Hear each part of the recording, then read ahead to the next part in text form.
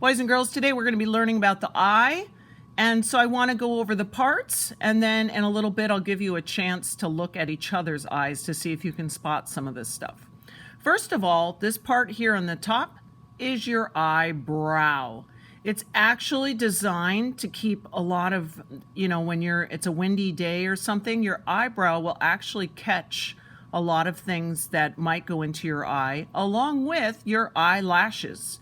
These were all things that God intended to have help us to keep things out of our eyeball. Thank goodness. Now, our eyelid is something that I never really think about too much, especially when I'm even drawing an eye. Sometimes I forget to draw it. But if we didn't have an eyelid, we would never be able to close our eyes. So God made it that you are able to close your eyes and open it without having this flap of skin hanging out up here. It just folds so neatly underneath there. It's so cool. So that is your eyelid. We have the colored part of your eye. That is called the iris. And the very center is called the pupil. I kind of like to think of it as a pupil, like a little pill, like a tiny little pill that you need to take right there in the middle.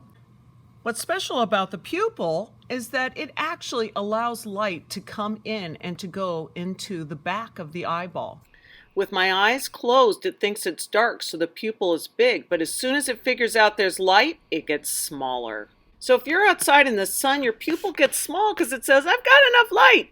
But if you're in the dark, it becomes large because it wants to get as much light as possible. So the pupil is in the center, the black part in the middle, and then the iris is the part that has color. And then this is something I don't know if any of you have ever noticed before, but this is called the tear duct. A duct is a word for something that kind of like a tube. And so right here, there's like a tube that brings tears. Now, it's not only for when you need to cry, it's also for when a little speck gets in your eye. Your body will immediately start providing liquid to try and flush that out. It's amazing how our eyes work. Now, the part I have right here in tiny, tiny letters, I did not want for you to hurt your brains. That part right there is called the sclera, the white part. It's not that's the eyeball. It's called the sclera. It's called the what? Sclera. Exactly. So today when we talk about the iris and the pupil, I hope you know what we're talking about.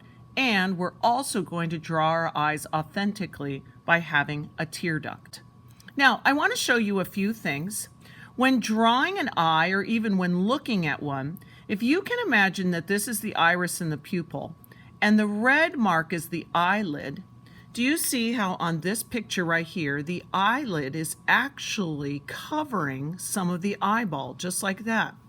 If you draw someone like that, it's going to make them look kind of mysterious or maybe tired.